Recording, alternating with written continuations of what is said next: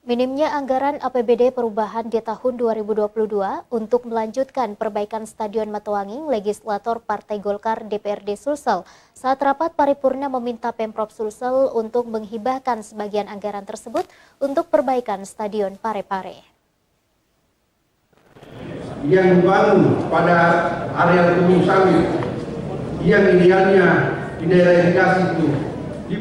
Pemirsa DPRD Provinsi Sulawesi Selatan melakukan rapat paripurna bersama pemerintah Provinsi Sulsel membahas jawaban gubernur atas pemandangan umum fraksi terhadap Ranperda tentang perubahan APBD tahun anggaran 2022.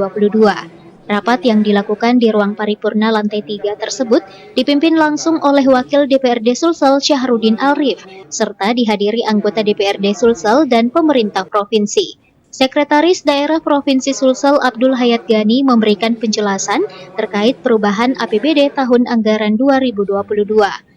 Usai penjelasan Pemprov Sulsel, legislator Partai Golkar DPRD Sulawesi Selatan Rahman Pina meminta Pemprov Sulsel untuk menghibahkan sebagian anggaran tersebut karena dipastikan anggaran 66 miliar untuk perbaikan Stadion Matuanging dipastikan tidak akan cukup.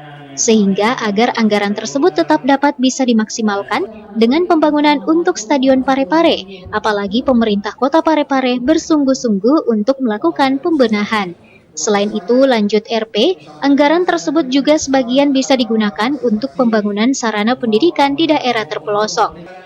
Ardi Jaho, Slebes TV. Pertama, kami usulkan untuk diberikan bantuan hibah kepada pemerintah kota Parepare yang saat ini sangat bersungguh-sungguh untuk melakukan pembenahan, perbaikan, dan pembangunan stadion yang sekarang satu-satunya menjadi representasi masyarakat Sulawesi Selatan.